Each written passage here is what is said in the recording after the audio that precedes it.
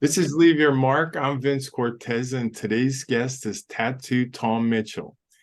At the time he's a single dad, he finds out that his 16-year-old daughter, Shayla, has Hodgkin's lymphoma cancer. Tom found out quickly that there are no limits to what you will do for your child. This experience brings him to an emotional end where Tattoo Tom decides to dedicate the rest of his life to raising awareness and money to help people fight childhood cancer. His seed of the Stillbrave Childhood Cancer Foundation was planted. Tattoo Tom, thank you for being my guest here today. Vince, thanks so much for having me. Appreciate being here. Hi there, and welcome. Now it's time for America's favorite podcast, Leave Your Mark, with your host, Vince Cortese. If it's fly, loose fitted, it's Cortez. If freezing, chubbers in it, it's Cortez. Leave Your Mark is about inspiring the world, one guest at a time. Pass the word from Brooklyn to Pittsburgh, from urban to suburb, it's Cortez, you heard? And here is our host, Vince Cortese. You have a very rich story, which I'm excited to share with the world because you're an overcomer on so many fronts, and it started quite early with you.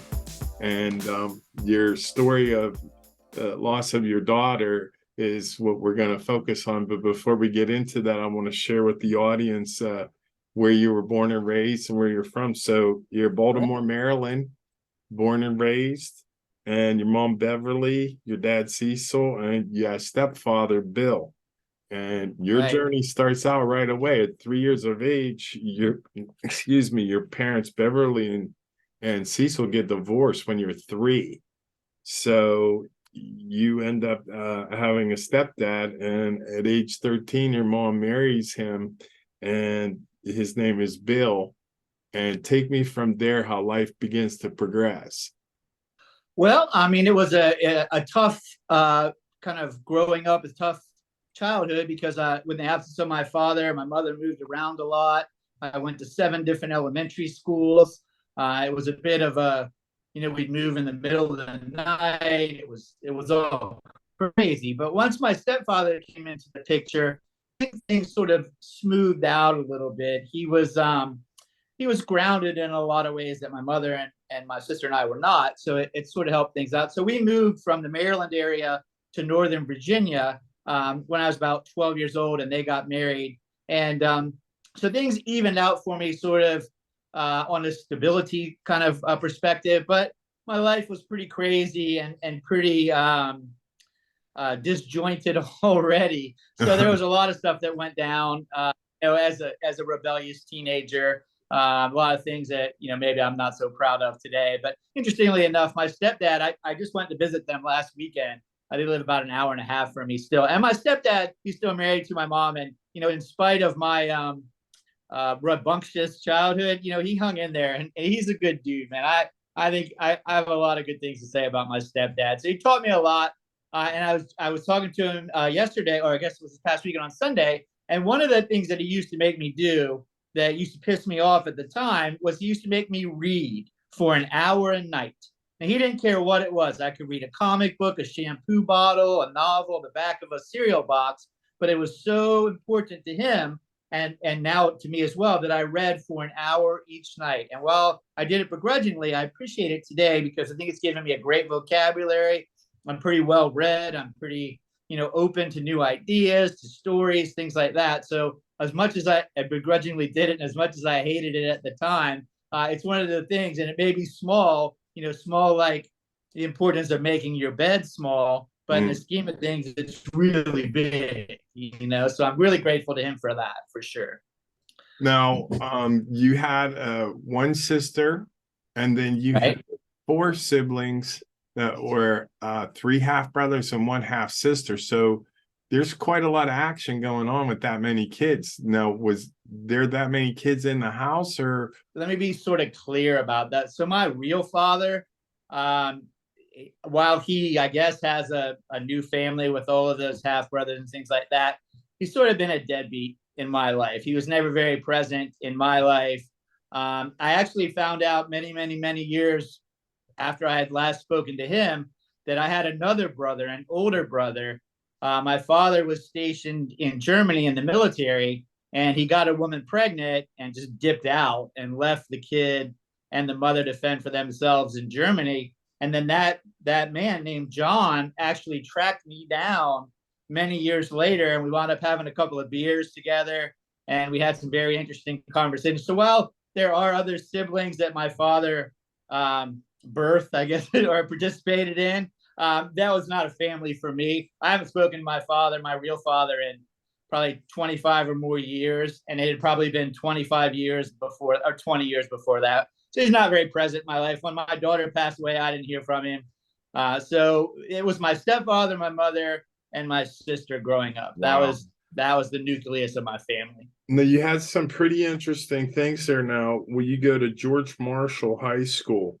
And what were some of your interests in the things that were going on with you? Because, I mean, life when you went home was complete chaos. And, you know, when we're that age in our teen years and we're trying to find our way, that could be even more frightening. So how did you progress then? And then you said you ultimately left at the 10th grade.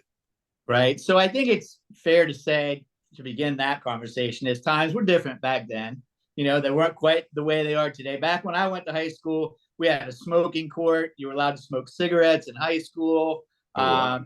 Yeah, things were a lot different. There was no internet. There's no social media, obviously. There's a lot of weed smoking going on, a lot of skipping class, a lot of punk rock and Black Sabbath, and a lot of, you know, very aggressive sort of teen angst. I guess that's not unique or different today, but it was just the dynamic of it, I think, was a little bit different back then. So I wasn't unlike many of the feral children, you know, in my school or in my neighborhood. You know, we ran on our own. We tell our parents, we'll see you later. And we'd be out for 8, 12 hours a day doing the things that we did. So eventually school got to be, unfortunately, pretty boring for me. I was in a lot of trouble, didn't get very good grades. I was taking voc rehab or voc classes, vocation classes. So I'd go to work during the day and they'd give me math credits for handling cash. It was also very weird back then. But I had gotten in trouble for something. I don't remember what it was.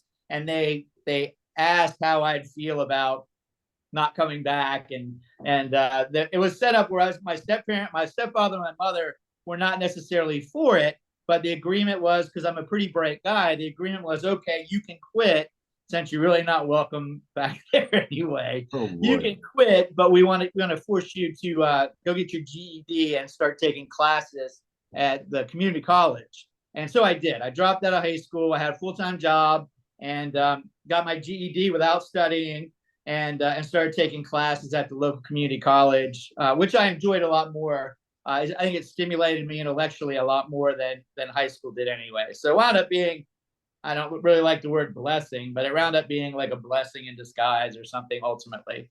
So share with me then how after community college, because you're still young here and life takes root, and then ultimately, how do you meet Shayla's mom? Okay, so I am an adventurer of sorts. So I've had a gazillion different jobs. We talked about that a little bit before the interview. I've had a gazillion different jobs and I've tried a gazillion different things. I get into something, I go full on into it. I go just about as high as I can go, and then I try something else. That's sort of been my MO my whole life. It's almost like a jack of all trades, master of none kind of vibe. But I've had a gazillion different jobs, from taxi driver to I worked in the histology department of a medical center. And my job was to take, this is such a weird job. I think I was about 18 years old. My job was to take tissues and organs once the doctors had made slides out of them and sort of dispose of them in the burn center at the medical lab. Very weird job. I'd have like trash bags full of, you know, hearts and livers and all kinds of weird stuff. But that's where I met Shayla's mom. Interestingly enough, she worked the night shift as a medical transcriptionist, and I was a histology lab aide, and I worked the second shift, which was from 3 to midnight, I guess. And she and I met. One thing led to another, and I got the courage to ask her out on a date. And it was very brave of me because I think she was 7 or 8 years older than me, and I'm, Oh, wow. You know, Yeah, so it's kind of a brave, bold ask for me, but she said yes, and we went out on a couple of dates. We hit it off, and we wound up moving in together. And although we were never married, we did have a child together. My oldest daughter, Shayla, and we lived together. We were together for probably about 5 or 6 years, I would think. I moved out of my parents' house for the last time and moved in with her and lived with her until Shayla was about 2 or 3 years old, I guess. Wow. Okay, now at that point then, so you're no longer a couple and then you take custody of Shayla? No, so her mom got custody of Shayla when we split up. And then I went off on a adventure just for many, many years. I moved to Florida. I moved around. I sang in punk rock bands. I moved to California. I opened up a tattoo shop. I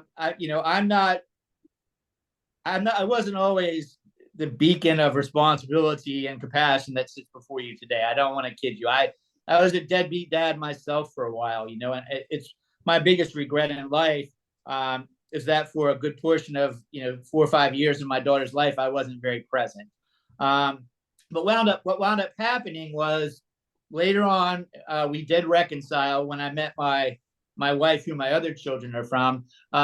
Kim and I, Shayla's mom, reconciled, and Shayla and I reconciled, and we began to have a life together, and we began to be present in each other's life again. And it was shortly thereafter that I got the news that, we got the diagnosis that she had Hodgkin's lymphoma. Connect with us on LinkedIn. Be our friend on Facebook. Follow us on Twitter and Instagram. Whether jumping out the MP or jumping on the app. You are listening to Vince Cortese. We just want you to leave your mark. Now, at the time, her mother, Kimberly, was struggling with MS. She had MS at the time and was struggling greatly. So what wound up happening was it was that time that I took custody of Shayla when she was 16. So help her navigate her treatment and to be able to get her to her different appointments and things like that, because her mom was unable to do that due to her own health problems at that time. I want to touch on the part then, because you said she was diagnosed with the cancer. It's always such a critical moment in someone's life. And in your case, the journey that you had led to that point, what was your initial feelings or thinking when you found out that Shayla had cancer, was told that she had cancer? Well, I mean, I think anybody's or any parent's initial feelings, it was confusion. There was, a million questions. There was, is this fair? Do I deserve this? Does she deserve? Did we do something? Why is this happening? Like, you spin into chaotic little circles when you get a diagnosis like that. It's a flood of every feeling and emotion you could imagine. What stage was she? When she was finally diagnosed, it was already unfortunately in stage 4. So It had progressed quite a bit prior to the diagnosis. And I mean, she was 16 years old, and aside from what we thought was maybe bronchitis or the flu or something, and that's what led to ultimately to the diagnosis, she was very healthy. She maintained a job. She was doing great in school. There was no reason for us to think there was a huge tumor, growing inside of her chest. It's not something that we test our kids for, right? You don't take your kids in for cancer screenings. We just don't do that. Now, what was she? Was she kind of complaining of shortness of breath, or was she? That's exactly what it was. Yeah, she was having a lot of trouble getting up and down the steps. She was having, some very flu-like symptoms. She was getting night sweats, wasn't able to sleep at night. Certainly the breathing thing was what led us to go to seek treatment to see what was going on. And then we found out, unfortunately, that it wasn't a sinus infection. There was a huge cancerous tumor that was taking up 2/3 of her chest, and it actually caused one of her lungs to collapse.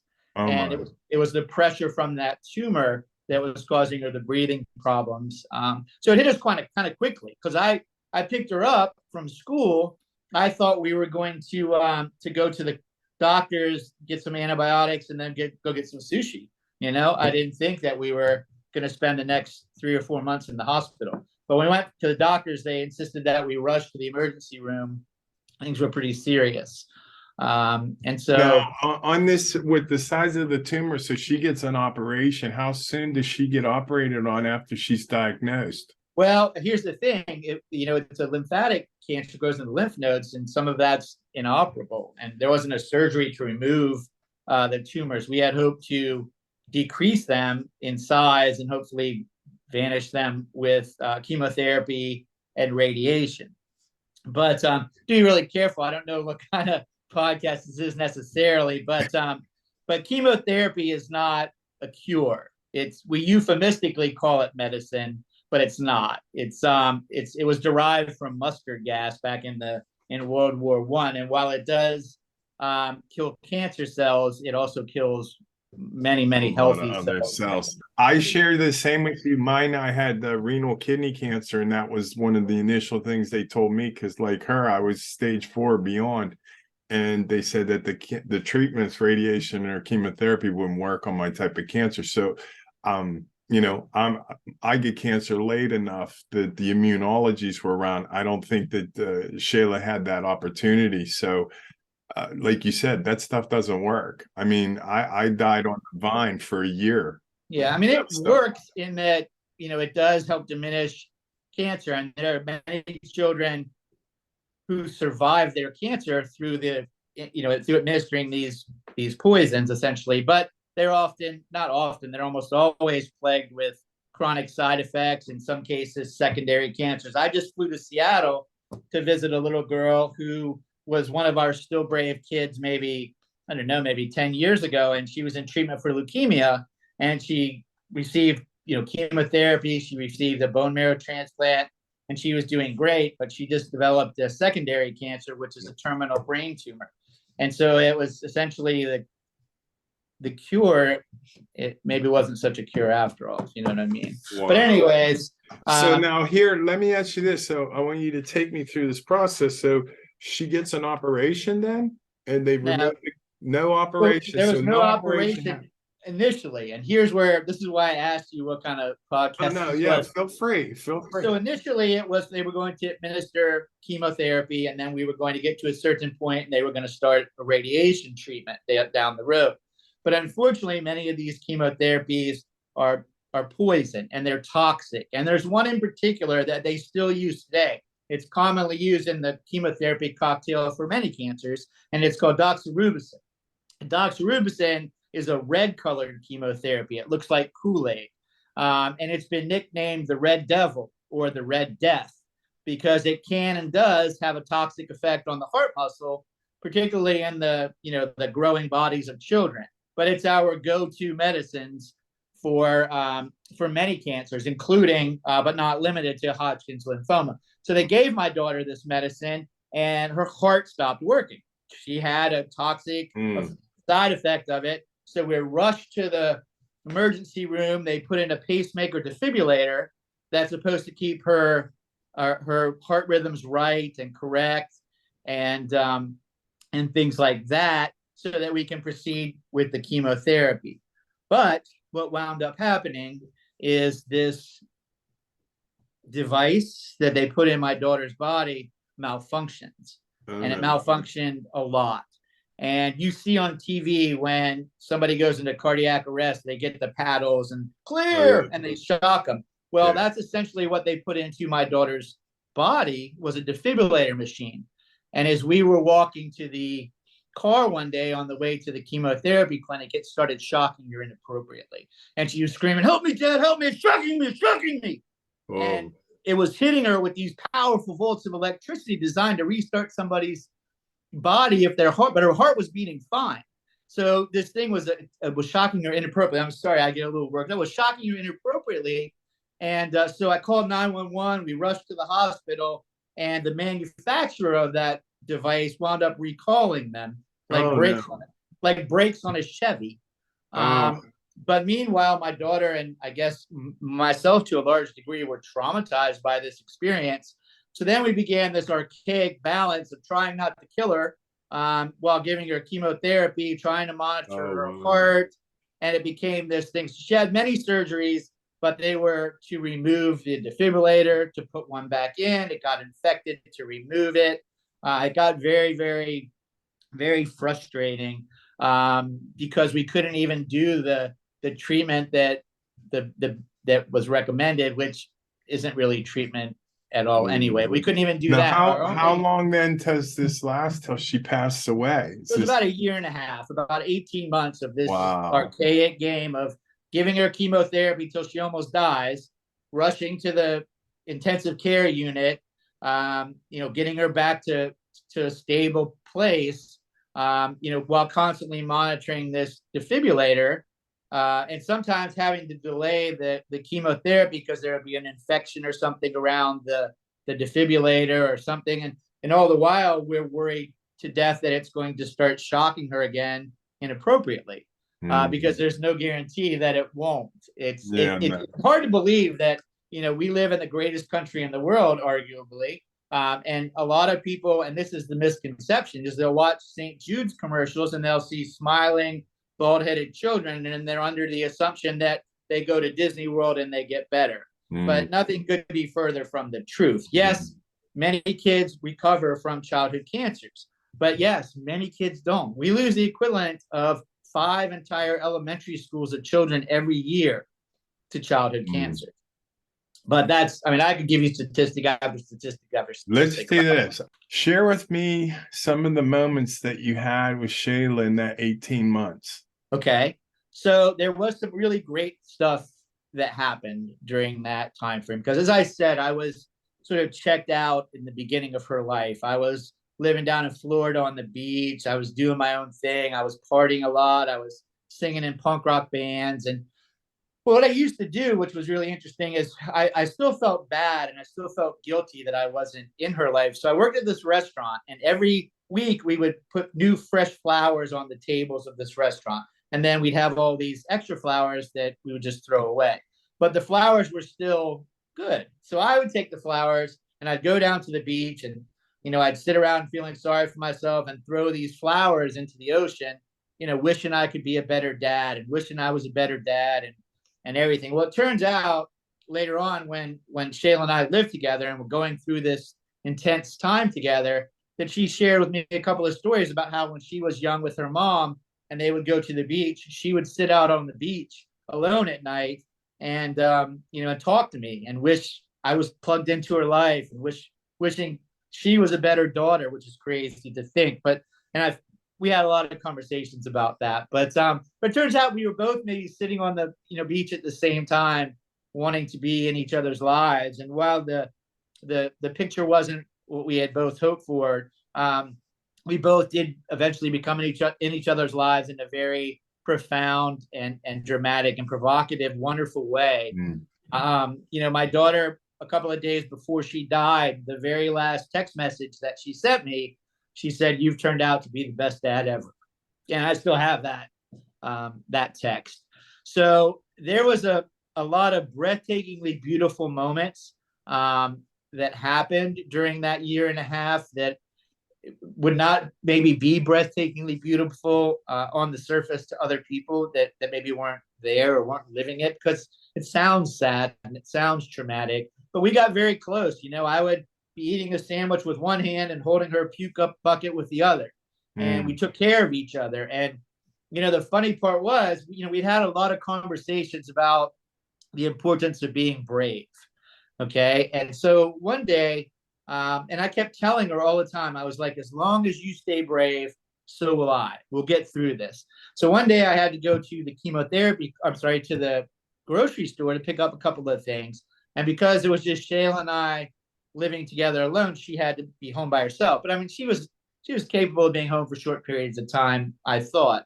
So I went to the grocery store, I picked up some prescriptions, and I came back. But sadly, what had happened was she had gotten up to go to the bathroom, and she was on oxygen at the time, and she pulled her oxygen tank with her. Oh, no. As she was getting ready to get onto the toilet, she got really dizzy and she fell down.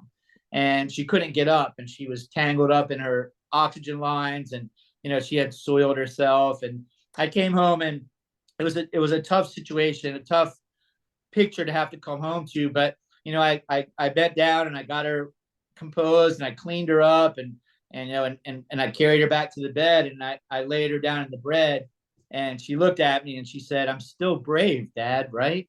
I'm still brave." And I realized, Vince, that this whole freaking time, she wasn't being brave for herself. She had been being brave for me. And a couple of days later, my daughter did pass away from Hodgkin's lymphoma, but I started a foundation called Stillbrave, Childhood Cancer Foundation, in her memory. If you have a story to share, tell us. How are you going to leave your mark? Contact us. Leave your mark with our host, Vince Cortese. Be our guest. Yeah, now let's, this is an extremely tender moment moving forward here.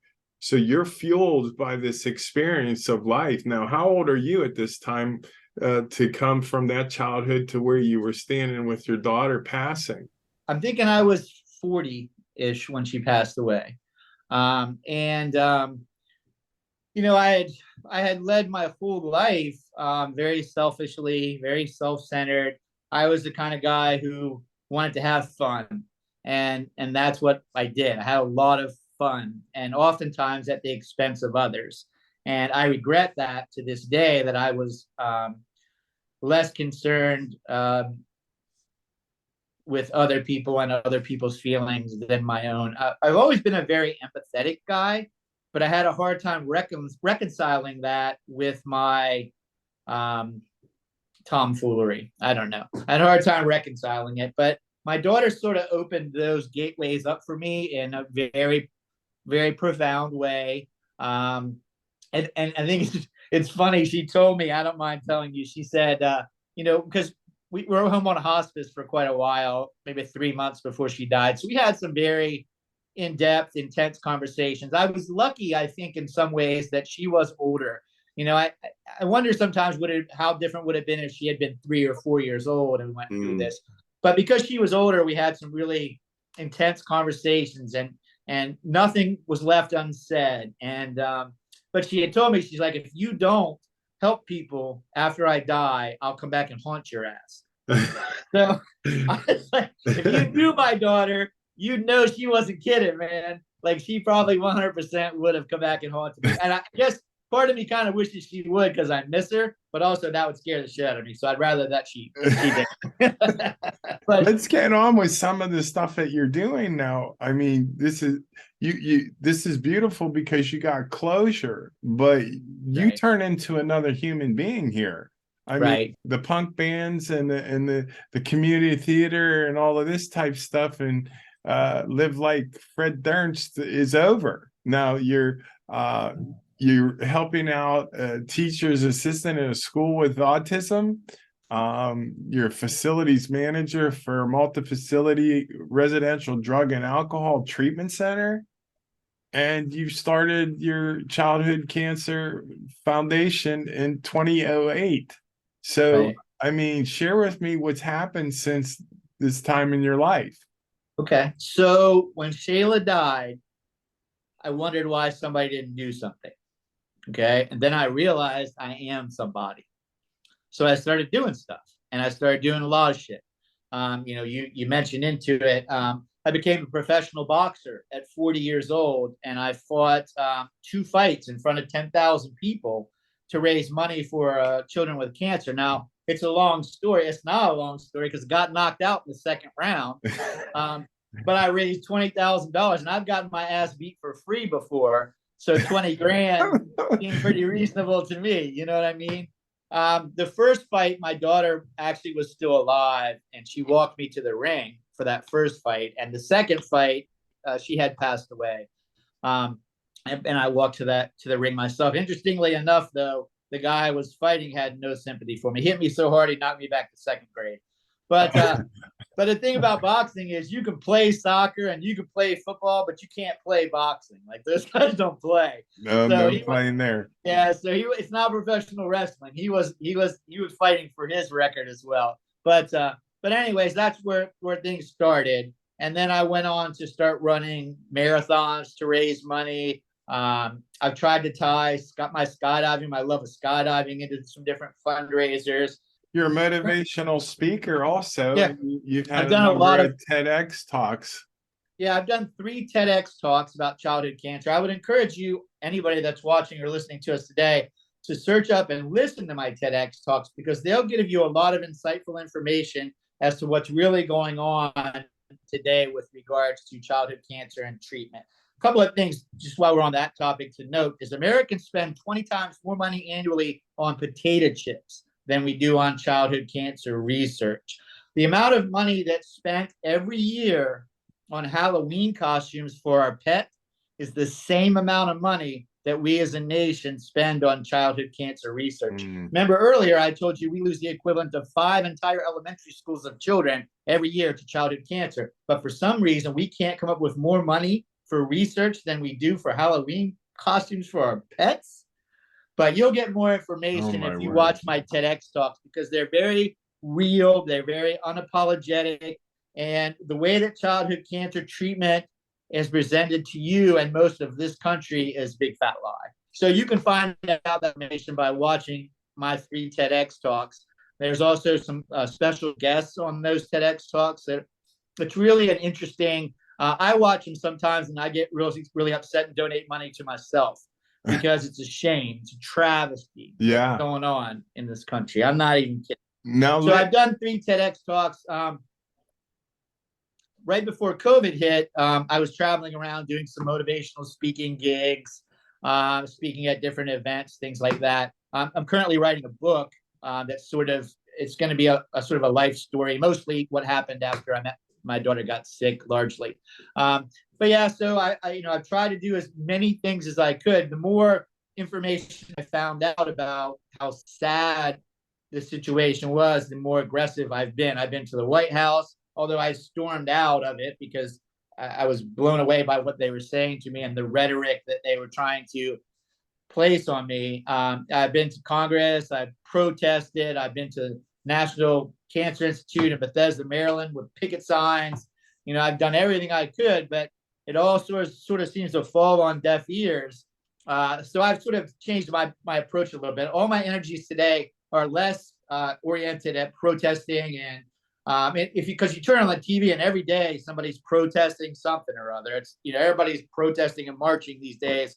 Nothing's really getting done. So instead of wasting my time and energy trying to convince other people to do something, I just do more. So my foundation does not concern ourselves with too much advocacy or activism these days, although we still dabble in it. We don't concern ourselves with research, but we concern ourselves with being in the day-to-day trenches, helping families in very, practical ways. We help pay for rents, mortgages, car repairs, home repairs and improvements. We buy gas cards, we buy grocery cards, and sadly, I help to pay for way too many funerals. And another thing that I do is I spend a lot of time, again, prior to COVID, it was easier and less restrictive. But I spend most of my time, and if it were up to me, I'd spend all my time hanging out with children with cancer, playing Crazy Eights and Barbies and stuff like that. Kids really dig me for some reason. My tattoos, which are a hindrance I'd never be a bank president, for instance. The kids really dig it because I don't look like everybody else, So the fact that I look a little bit, I was very effective when I worked with children with autism for that same reason, because I think kids and dogs can smell authenticity and they can also smell bullshit from a mile away. So with kids, I think they see that I'm a pretty down-to-earth real guy. I never would have guessed that. I stumbled into this, and who would have known that I would actually be useful and good at it to some degree. It's kind of funny how life gets us prepared for later in life, and your childhood experience probably creates an enabling inside of you, that authenticity that child sniffing out is shining through. I think that's a fair statement. People always say, if you could go back in time and change everything, would you, or whatever? I wouldn't. No, you were prepared. You were being prepped. Everything that happened to me from the day I was born to this podcast has made me the person that I am today. And if I don't piss myself off too much today, I kind of like the person that I am today. And this is outstanding. That's all that matters, right? But you brought us to that point in the interview. How would you like to leave your mark? Okay, so this is what I tell people all the time. I'll get people that will call me or email me, or they'll say, "Hey, Tom, you've got this foundation that's pretty successful. You've been doing this for years. I'd love to pick your brain and get some information. But the reality is, I got no real brain to pick. Okay, here's what I do. Here's the secret to Tattoo Tom, to Stillbrave, to any success we've ever had, is I show up. That's all I do. I show up, and then I wing it, right? But I show up. And 99.9% of the people in this country don't show up. They don't show up for their family. They don't show up for their friends. Half of them don't even show up for themselves. But what I do is I show up for everybody. And then I just wing it. So if on my gravestone it says, "Here lies Tattoo Tom, he showed up," then I will consider this life to have been a very, very successful one. I think what you're doing is a miraculous thing. It's very difficult when it comes to illnesses like cancer and how our culture views them, and then how we're treated. So the idea that you're just prepared to strap it on and get on with the fight is admirable. And I appreciate you coming by and sharing your story with us, and seeing what a fine gentleman you turned out to be, whether you think so or not. Thank you. I don't hear that often. Thank you very kindly. Well, before we go, I need for you to give me, do you have a name of your book? And then I want some of your links to where we can find you. And Okay, so the name of the book is, all right, I'll bust it out. It's supposed to be top secret. The name of the book is Once Upon a Tattoo.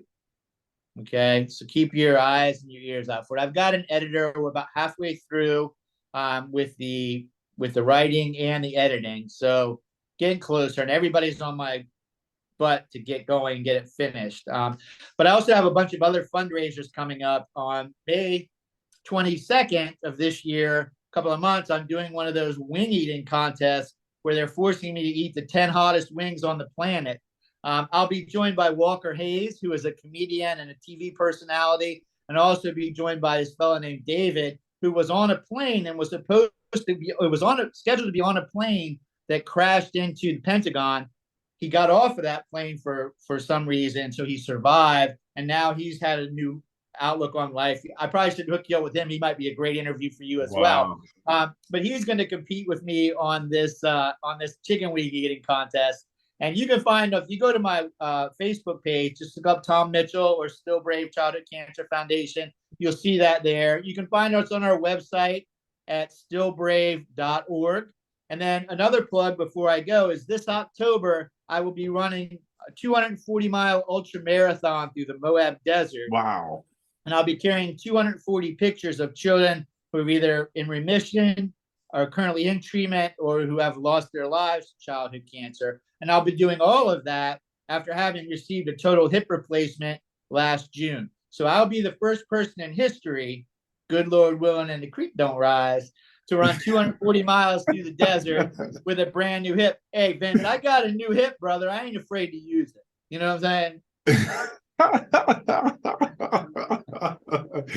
You didn't put your title comedian on there. I mean, you had pretty much every other title. You're saucing it up at the end here. Life is funny, man. If you don't laugh, you'll cry and dig and bury yourself in a hole if you don't find a way to laugh at it. I spent a lot of time laughing, and I spent a lot of time laughing with the kids. And life is for living. You know what I mean? It is. Life is for living. Well, that's Stillbrave Tattoo Tom Mitchell, and he is lighting it up. He's leading the charge, and we appreciate you in every form of the way. And you be blessed, and thanks for coming by. All right, Vince, thank you so much for having me. I really appreciate it. Thanks for listening to Leave Your Mark today. Tune into our next episode of Leave Your Mark with Vince Cortese. Be blessed. You just left your mark. Thanks for listening. Listen to more episodes on demand. Just click Leave Your Mark with Vince Cortese.